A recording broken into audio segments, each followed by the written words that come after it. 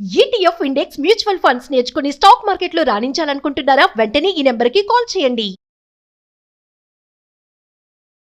నమస్తే రమగారు. నమస్తే జయ. రమగారు, ఏదన్నా చిన్న సిరీస్ స్టార్ట్ చేద్దామండి. చందమామలో పాతది 60s లో వచ్చింది. సోమరి నాగు కథ పేరు అదే. సోమరి నాగు. నాగు నాగు అనేవాడు ఒక దొంగ. ఆహా. ఆ కాలంలో వీడు చాలా మంచి బ్రహ్మాండమైన దొంగ, గజ దొంగగా చెప్పుకోవచ్చు వీడిని. వీట రోజుల తరబడి నిద్రపోయేవాడు. పని చేస్తే దొంగతనం చేస్తే చేసేవాడు, లేకపోతే ఎక్కడైనా ఏదో సంపాదించిన తర్వాత ఎవడ పడుకుని నిద్రపోయేవాడు. ఎప్పటికీ లేచేవాడు కాదు. ఇప్పుడేం పని లేదుగా అని. అందుకని ఆ సోమరి నాగు పేరు వాడికి వాడే పెట్టుకున్నాడని చెప్పుకునేవాడు. వాడిని ఎవరూ ఎప్పుడూ పట్టుకోలేదు. వాడిని పట్టుకున్న దాఖలాలే లేవు. అయితే ఈ సోమరి నాగు ప్రత్యేకం ఏంటంటే ఇతను చిన్నవాళ్ళని బక్కవాళ్ళని కొట్టేవాడు కాదు, దొంగతనం చేసేవాడు కాదు. బాగా పెద్ద పెద్ద వాళ్ళని వాళ్ళ దగ్గర కొట్టేసి దొరికినంత చిన్నవాళ్ళకి పనిచేసేవాడు. సో మంచి దొంగ. మంచి దొంగ. తర్వాత వాడి దగ్గర ఎప్పుడూ నిలవలేదు. వాడికి ఆస్తి పాస్తి ఏమీ లేవు. పనిచేయటమేనా? పనిచేసి ఏదో తిన్నంత తినేవాడు, పంచినంత పనిచేసేవాడు. ఎప్పుడు కావాలంటే ఓ దొంగతనం చేసేవాడు. ఓకే. మళ్ళీ అందులో కూడా ఎవరైనా ఎదురొచ్చి అడిగితే వాళ్ళకి ఇచ్చేసేవాడు. అలాంటి వాడు అనమాట. ఈ అధికారులు కూడా కొంతమంది కొన్నిసార్లు లాభపడిన ఇవి ఉన్నాయి దాఖలాలు.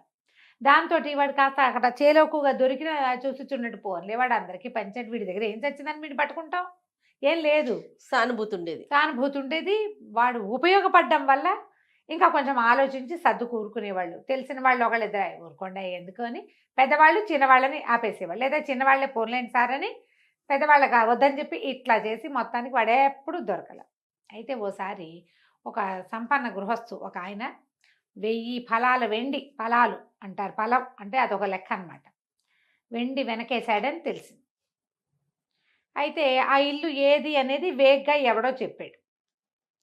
ఇతను ఏం చేశాడు, ఆ ఇంటికి బదులు ఆ ఇంటికి కొంచెం యువతలగా ఉన్న ఒక చిన్న ఇంట్లో ప్రవేశించాడు. ఇంట్లోకి వెళ్తే అంతా ఇల్లు బోడిగా ఉంది. అంటే ఏదో బోల్డ్ డబ్బులు సంపాదించండి, వీడు ఇల్లు ఏమిటి ఇలా మాస్టీగా ఉంది అనుకున్నాడు. ఇల్లు ఘనంగా ఉండద్దు, సంపాదించిన వాడి ఇల్లు. ఒక చిన్న బల్ల ఉంది. సరే ఇంటి వాళ్ళు చూడకుండా ఉండటం కోసం ఆ బల్ల కింద దూరి దాక్కున్నాడు. దాక్కునేసరికల్లా కాసేపు అయ్యాక ఓ భార్య భర్త ఇద్దరు వచ్చారు, కంచాలు తెచ్చుకున్నారు, అన్నం పెట్టుకున్నారు, ఏడుస్తూ కూర్చునున్నారు. కంచాలు తెచ్చుకుని అన్నము కూరలు అవి తెచ్చి పెట్టుకున్నారు, వడ్డించుకుని తినటల్లా ఏడుస్తూ ఇంక ఈ దరిద్ర బాధ ఎన్నాళ్ళు పడతాము, చచ్చిపోదాము అనేసరికల్లా పెళ్ళామంది, వద్దు వద్దు నువ్వు చచ్చిపోవటం ఎందుకు, నన్ను నమ్మేసేయి. ఆ కాలంలో ఆడవాళ్ళని అమ్మేందుకు అవకాశం ఉండేది. నన్ను నమ్మేయి, వచ్చిన రూపాయలతోటి ఏదైనా వ్యాపారం చేసుకో, నేనేముంది ఎక్కడైనా బతుకుతాను, నీ దగ్గర బతికేది ఇంకో చోట, నువ్వు చావవద్దు, నువ్వు చావద్దు అని శోకాలు పెట్టి ఏడ్చింది. అయ్యో ఇంత బంగారపు తల్లివి నిన్ను ఎటాగే అమ్మటం అని పెళ్ళమ్మగుడు కూడా ఏడ్చేసరికి ఈ నాగు ఆ బల్ల కింద నుంచి వచ్చాడు బయటికి. రాగానే హడిలిపోయారు వాళ్ళు. ఏడబాకండి, ఏడవద్దు, మీకు వెండి ఇస్తాను, సంపాదించి తెచ్చి పెడతా, ఆ వెండి అమ్ముకుని వ్యాపారం పెట్టుకోండి, డబ్బులు లేవని చచ్చిపోకూడదు. ఓహో. ఎవరైనా డబ్బుకేముంది, ఎక్కడి నుంచి అయినా పుడుతుంది అని చెప్పాడు. కాసేపు అయిన తర్వాత బయటికి వెళ్ళిపోయాడు అక్కడి నుంచి. వీళ్ళు నిర్ఘాంతపోయి చూస్తూ కూర్చున్నారు. ఎవడో వాడు అర్థం కాల వాళ్ళకి. సడన్గా బల్ల కింద నుంచి ఒక మనిషి వస్తే భయం లేదు, మరి వాళ్ళతో అప్రతిభులు అయిపోయి కూర్చుని ఉన్నారు అక్కడ. బయటికి వెళ్ళిపోయాడు. ఎవరింట్లో కొట్టుకొచ్చాడో తెలీదు. ఓ 250 తులాల వెండి ఊరిని తీసుకొచ్చి బకెట్లో పారేసాడు. గుడ్డ మూట పడింది, ఆ గుడ్డ మూటలో వెండి ఉందన్నమాట. ఆ వెండి అమ్ముకుని ఆ చిన్న ఇంటి వాళ్ళు చక్కగా చిన్న వ్యాపారం పెట్టుకున్నారు. ఒక పలక మీద సోమరి నాగు అని రాసి దాన్ని పూజ గదిలో పెట్టుకున్నారు. వాళ్ళు బతుకున్నన్నాళ్ళు ఆ పలకకి పూజ చేశారట. ఓకే. ఆ మనిషిని బొమ్మలు ఫోటోలు దొరకవు మరి, అందుకని సోమరి నాగు అని రాసుకున్నారు అనమాట. అతను దానికి ఒక సిగ్నేచర్ ఉండేది, చిన్న పువ్వు బొమ్మ వేసేవాడు అనమాట. దొంగతనం చేసిన చోట ఇది నాగు పని అని తెలిసేది, అన్ని చోట్ల కాదు, తనని తెలియాలని అనిపించిన చోట చేసేవాడు. అయితే ఓసారి ఏమైందట, ఇతను ఎక్కడికో వెళ్తుంటే ఒక పాత స్నేహితుడు ఎదురొచ్చేట. పాత రోజుల్లో ఆ స్నేహితుడు బాగా డబ్బులు ఉన్నవాడు. ఎప్పుడైనా వీడికి తాగడానికి తినడానికి డబ్బులు ఇచ్చేవాడు, తన పక్కన కూర్చోబెట్టుకునేవాడు విందుల్లో. ఇప్పుడు ఆ స్నేహితుడికి మొత్తం డబ్బులన్నీ పోయినాయి. పరమాధ్వాన్నమైన స్థితిలో దిగనాసి వెళ్ళిపోయినాడు. నాకు ఆశ్చర్యపోయాడు, ఇదేమిటి ఇట్టా అయిపోయావు, ఏమైంది నీకంటే, ఏం చేయను, నా ఆస్తంతా పోయింది, వ్యాపారం కుదేలైపోయింది, ఎక్కడ అప్పు పుట్టే పరిస్థితి లేదు అనేసరికల్లా ఈ సోమరి నాగన్నట్ట, అయితే నాతో రా, ఇవాళ నేను ఒక సంపన్న గృహస్థుడింట్లో దొంగతనానికి వెళ్తున్నాను, నాకేది దొరికితే అది నీకు ఇస్తా, నాతో రా అని చెప్పి వెంబడబెట్టు తీసుకుపోయాడు. వాడు దొంగని తెలుసు, కానీ వాడు ఆడిన మాట తప్పడు. ఈ స్నేహితుడు కూడా ఈ నాగు వెనకాల పడిపోయాడు. వీళ్ళిద్దరు వెళ్తే ఏమైంది, అది పెద్ద సంపన్న గృహస్థు, చాలా పెద్ద ఇల్లట. దానికి పెద్ద పెద్దవి 2 రకాల ప్రాకారాలున్నాయి. రెండో యువతలి ప్రాకారం బయట ఈ స్నేహితుడిని ఒక మూల నుంచోబెట్టాడు. నువ్వు ఇక్కడే ఉండు, నేను లోపలికి వెళ్ళొస్తానని వీడు జాగ్రత్తగా గోడలు దాటుకుని లోపలికి వెళ్ళాడు. లోపల పెద్ద గలభ ఎత్తిపోయింది. ఏదో ఎత్తటం ఏమిటి, ఈ ప్రహరీ దగ్గర ఆనుకుని నుంచున్నాడుగా స్నేహితుడు, ఇతని మీద నుంచి దూకినాయట కుక్కలు. అంటే లోపల ప్రాకారం నుంచి బయట ప్రాకారం వైపుకి దూకేసినాయి. కుక్కలు దూకేసరికల్లా ఆయన హడిలిపోయాడు, పరిగెత్తాడు. భయం వేసింది మరి, లోపల నుంచి కుక్కలు వస్తుండే సరికల్లా. ఇతను పరిగెత్తి ఆ అన్ని ప్రాకారాలు ఇది చేసుకుని ఆ రోడ్డు మీదకి వెళ్ళేసరికల్లా ఆ నాగు కూడా కలుసుకున్నాడు ఆయాసపడుతూ. వాళ్ళు మెలకుగానే ఉన్నారబ్బా, బోల్డంత బంగారం ఉంది ఆ ఇంటి నిండా. కరెక్ట్ టైంకి వాడు నిద్ర లేచేసాడు, కుక్కను పిలిచేశాడు, కుక్కలు వచ్చేసినాయి, ఏమీ చేయలేకపోయాను, 1 రూపాయి తేకుండా వచ్చాను నేను, నీకే సహాయము చేయలేను అన్నాడు. అనేసరికల్లా హతాశుడైపోయాట ఆ స్నేహితుడు. నాగు అబద్ధం చెప్పడు, తెచ్చి దాచి నీకు ఇవ్వకపోవటం కాదు, వాడే బగరుస్తున్నాడు. ఆ వాడి మీద, ఈ బయట నుంచిన వాడి మీదకి దూకినాయంటే కుక్కలు, లోపల నుంచిన వాడి పరిస్థితి ఏంటి? అంతేగా. ఎట్టా ప్రాణాలు లెక్కబెట్టుకుని బయటికి తీసుకొచ్చాడు. ఏమీ చేయలేకపోయాడు. చేయలేకపోతే సరేలే, నువ్వు మాత్రం ఏం చేస్తావు, ఇస్తానన్నావు ఇవ్వలేకపోయావు కానీ అని ఆయన దారిని ఆయన పోయాడు. మళ్ళీ కొన్ని రోజులకి ఆ స్నేహితుడు ఎదురుపడ్డాడు. ఆయన ఇంకా అధ్వాన్న స్థితిలోకి వచ్చేసాడు. ఈ నాగు ఆశ్చర్యపోయాడు, అదేమిటి ఇట్టా ఉన్నావు, నీకేం దొరకలేదా అన్నాడు. నాకేం దొరకలేదంటే, అయితే ఇప్పుడు ధనవంతుడి ఇంటికి వెళ్ళారు కదా, ఆయన ఒక అధికారి, చాలా డబ్బు కూడబెట్టాడు, కుక్కల్ని కిక్కల్ని కూడా పెంచాడు. ఇతను ఏం చెప్పాడంటే, నాగు, ఆ అధికారి ఇంట్లో నేను ఒక పెట్టె తీసుకొచ్చాను, బయటికి తీసుకొస్తే మిగిలిన బంగారం అంతా వదిలిపెట్టి వచ్చేసా, కానీ చేత్తో తెచ్చిన పెట్టె వాళ్ళకి దొరకకుండా ఆ అధికారి ఇంటి వాకిట్లో ఉన్న నీటి గుంటలో పడేశా. ఎందుకు గుట్టుచప్పుడు కాకుండా ఊరుకున్నాడో అధికారి మనకు తెలీదు. ఆ పెట్టి గురించి అతను రిపోర్ట్ చేయలే. దొంగ వచ్చాడు, ఇంట్లోకి వచ్చాడు, గొడవ చేశాడు, ఇవన్నీ ఆ బంగారం అంతా ఎత్తాడు, కొంచెం అన్నీ దొరికినాయి అన్నాడు. పెట్టె మాత్రం నీటిలో ఉందన్న విషయం ఎక్కడ చెప్పలా. ఎందుకో గుట్టు చప్పలు కాకుండా, అంటే అది కూడా దొంగ సొమ్ము అయ్యి ఉంటుంది. పద నువ్వు నాతో రా, మళ్ళీ వెళ్దాం, ఆ గుంటలో నుంచి దాన్ని పట్టుకొచ్చేద్దామని చెప్పి అర్ధరాత్రి వేళ స్నేహితుడిని వెంబడి పెట్టుకుని ఆ భవనంలోకి ప్రవేశించి ఆ నీటి గుంటలోంచి ఆ బాక్స్ పుచ్చుకొచ్చాడు బయటికి. తెచ్చారు బాక్స్ నిండా వజ్రాలు, బంగారం. ఒక్క తునక కూడా తీసుకోలేదట నాగు, ఇచ్చేసాడు, మొత్తం స్నేహితుడికి ఇచ్చేసాడు.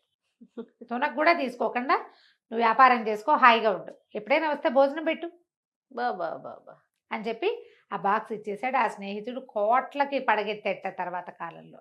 నాగువన్నీ ఇలా విచిత్రమైన పనులుగా ఉండేవి. అయితే ఒకసారి ఈ నాగు ఒక పెద్ద ఇంట్లో దొంగతనానికి వెళ్ళేట. ఇల్లంతా చూశాడు, వీడు ఒక మూడ్స్ వీడికి. అవన్నీ చూసాక ఏం తెస్తాను నేను, వచ్చేస్తాడు కూడా. వెళ్తే ఏమైంది, బట్టలు పెట్టే ఒక గది ఉందిట, మొత్తం అంతా బట్టలైతే దాని నిండా. వీడికి ఆ బట్టలు కొట్టేద్దామనిపించింది. కాకపోతే ఇంతలో ఏమైంది, ఈ బట్టల గదిలోకి వీడు ప్రవేశించి ఆ బట్టలన్నీ చూస్తున్న క్రమంలో బయట నుంచి దాసిది తలుపు గడి పెట్టేసి చూసుకోవాలా. మామూలుగా బట్టల గది తలిపేసావా అని కేకేశారు, టకీమిన వేసేసింది, వీడు లోపల ఉండిపోయాడు, బయట గడి పడిపోయింది. వాకిలి తలుపులు అన్నీ వేసేసారు. వాకిలి తలుపులు వేస్తే వీడు లోపల నుంచి గడి తీసుకుని వెళ్ళిపోతాడు. ఏ గదిలో ఉన్నాడో ఆ గదికి గడి పడితే వీడేం చేయాలి, బట్టలు వదిలిపెట్టి వెళ్ళటం ఇష్టం లేదు. ఎట్లా తీసుకెళ్ళాలని బాగా ఆలోచించి వేసుకోగలిగినన్ని బట్టలు వేసుకున్నట్టు ఒకదాని మీద ఒకటి కొన్ని ఇట్లా నడువు కట్టుకున్నాడు. సిల్క్ క్లాత్, చైనాలో అనమాట ఇది. చైనాలో సిల్క్స్ చాలా ఫేమస్ కదా. అక్కడి నుంచి ఏం చేశాడు, తనకు బాగా నచ్చినవన్నీ, అక్కడ దీపం ఒకటి ఉంటే ఆ దీప వెలుగులో చూసి అన్నీ మూట కట్టాడు. మూట కట్టిన తర్వాత ఇక అక్కడి నుంచి ఏం చేయటం మొదలుపెట్టాడు, అక్కడ ఉన్న చెక్క బీరువాకి ఇట్లా గోళ్ళతోటి టిక్ టిక్ టిక్ టిక్ అని మూత చేయటం మొదలెట్టాడు. అది ఎలిక లాంటి శబ్దం. ఓహోహో.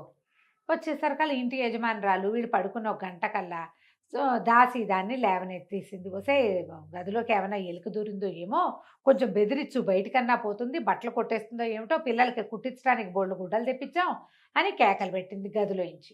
పెట్టి ఆవిడ పక్కకు ఒత్తిగిలి పడుకుంది. దాసిది బరువైన అడుగులు నడిచొస్తోంది తెలిసింది వీరికి, మన నాగుకి అర్థమైంది. ఆ దాసి ఏం చేసింది, వచ్చి బయట గడి తీసి ఇట్ట దీపం ఎత్తి ఇట్ట చూడబోయేసరికి అలా వీడేం చేశాడు, బట్టలు మూట కట్టాడు కదా, చీకట్లో మొత్తం ఇళ్ళల్లా చీకటి ఉండి ఒక దీపం ఇక్కడ పుచ్చుకున్నాం అనుకో అదంతా మనకేం కనపడదు, చీకట్లో నిదానంగా వెలుతురు నిదానంగా పరుచుకుంటుంది. అవును, అంతే కదా, చీకటి తటుక్కుని వచ్చేస్తుంది. దీపం ఆర్పంగానే చీకటి, దీపం వెలిగించంగానే వెంటనే వెలుగు వచ్చేది. స్లోగా ఇల్లంతా కనపడుతుంది మనకి. ఎక్కడ వెలిగించాం, ఇక్కడే కనిపిస్తుంది. ఆవిడ ఇట పైకి చూసే లోపల ఈ బట్టల మూటని బయటకి దొర్లించి వీడేం చేశాడు, దాంతోపాటు దొల్లుకుంటూ తను కూడా బయటకు వచ్చేసేసి చెయ్యెత్తి ఆ దాని చేతిలో దీపాన్ని కొట్టేసరికల్లా దీపం పక్క పడిపోగానే కేవు కేవు కేవు కేవుమని అరిచేసరికల్లా పడదోసేసాడు కదా. వెంటనే ఏం చేశాడు, ఈ మూట సంకలో పెట్టుకుని పరిగెత్తుకుంటూ వాకిలి వైపు వెళ్ళి వాకిలి తలుపు గడికి తీసేశాడు. ఒక్క దూకులో బయటికి వెళ్ళిపోయాడు. ఇంతలో ఏమైంది, ఈ దీపం పడిపోయిన శబ్దం ఈ దాన్ని కొట్టేసరికి అది దొంగ దొంగ దొంగ దొంగ అని అరిచింది. దీపం లేదు. ఇంటి యజమాని, కూతురు, కొడుకు, మొగుడు మొత్తం గుంపంతా పరిగెత్తుకొచ్చారు. యజమాని దగ్గర ఇంత చేపాటి కర్ర ఉందిట. ఆయన ఏం చేశాడు, ఆ చీకట్లో చెవులు మూసుకుని అరుస్తున్న దాన్ని చిత కొట్టేశాడు. అది పెట్టిన గావు కేకలకి ఇంటిల్లిపాది ఇదెందుకు అరుస్తోంది, వాడిని కొడుతుంటే వీళ్ళకి అర్థం కాల. ఇంకోటి 2 దీపాలు పుచ్చుకుని వచ్చేసరికి తీరా చూస్తే చిత కొట్టింది ఎవరిని, దాసిని. లోపలికి వెళ్ళి చూస్తే ఏముంది, అరలో ఉండాల్సిన కొత్త బట్టలు ఏం లేవు. అయ్యగారు వేసుకునే 7-8 జతల బట్టలు లేవు. ఎలుక అసలు లేనే లేదు అక్కడ. దీపం పక్కకు పడిపోవటంతో దాసీదే దొంగ అయిపోయింది. లవో దీపం. ఇంకేం చేస్తారు, బట్టలు పోయినాయి అని ఇస్తే ఈ బట్టలు ఎవరి దగ్గర ఉంటాయి, ఇలాంటి బట్టలే చాలా మంది దగ్గర ఉంటాయి. ఇక రిపోర్ట్ లేదు, ఏమీ లేదు, మాట్లాడకుండా ఊరుకున్నాడు. ఇలా ఎన్ని దొంగతనాలు చేశాడో మరికొన్ని దొంగతనాలు మళ్ళీ చెప్పుకుందాం. కానీ చేశాడు, మళ్ళీ అందరికి సహాయపడటం. అదే రమగారు ఇప్పుడు ఏమైనా ఉన్నాడంటారా ఈ రోజుల్లో? ఎక్కడైనా కనపడితే ఒకసారి పంపించండి రమగారు నా దగ్గర. నువ్వేం చేస్తావు, చక్కగా మంచిగా భోజనం పెట్టి నాకేం కావాలో అది చేయించుకుంటాను. నమస్తే రమగారు. నమస్తే. సుమన్ టీవీలో మీ పర్సనల్ అండ్ బిజినెస్ ప్రమోషన్స్ కోసం కింది నెంబర్కి కాంటాక్ట్ చేయండి.